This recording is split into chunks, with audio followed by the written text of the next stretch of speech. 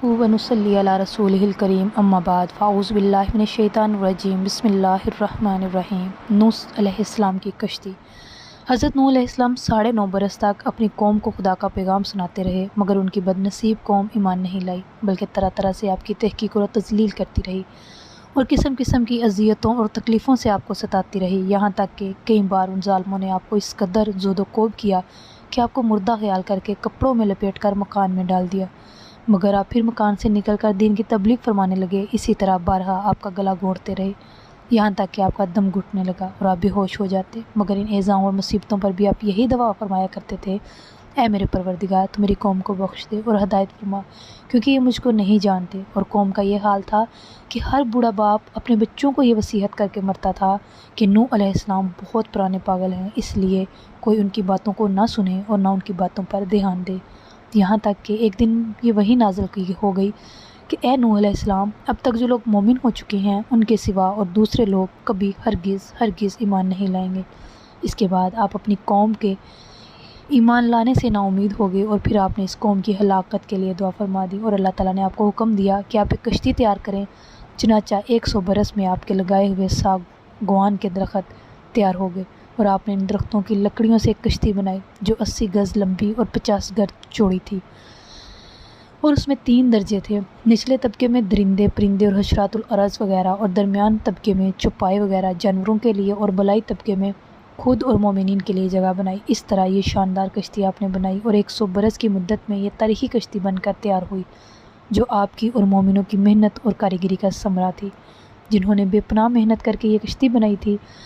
جب آپ کشتی میں مصروف تھے تو آپ کی قوم آپ کا مذاق اڑاتی تھی، اور کوئی کہتا: اے نوح، اب تو تم بڑھائی بن گئے، حالانکہ پہلے تم کہا کرتے تھے کہ میں اللہ کا نبی ہوں۔ کوئی کہتا: اے نوح، اس خشک زمین میں تم کشتی کیوں بنا رہے ہو؟ کیا تمہاری عقل ماری گئی ہے؟ غرض طرح طرح کا مسخر اور استہزاء کرتے اور قسم قسم کی طعنے بازیاں اور بدزبانیاں کرتے رہتے تھے، اور آپ ان کے لیے جواب میں یہی فرماتے تھے کہ آج تم ہم سے مذاق کرتے ہو، لیکن مت گھبراؤ، جب خدا کا عذاب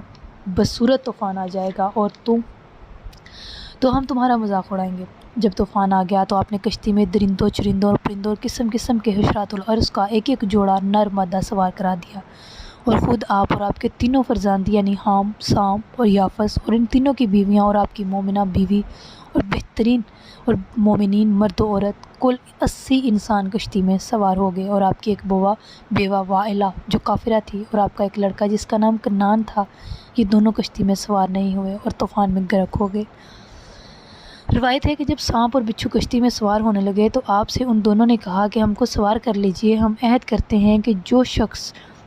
سلام علی نوح فی العالمین پڑھ لے گا ہم دونوں اس کو ضرر نہیں پہنچائیں گے۔ تو آپ نے ان دونوں کو بھی کشتی میں بٹھا لیا۔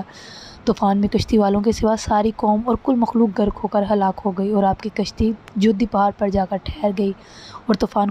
ختم ہونے کے بعد آپ کشتی والوں کے زمین پر اتر پڑے، اور آپ کی نسل میں بے پناہ برکت ہوئی کہ آپ کی اولاد تمام روئے زمین پر پھیل کر آباد ہوگی، اسی لیے آپ کا لقب آدم ثانی ہے۔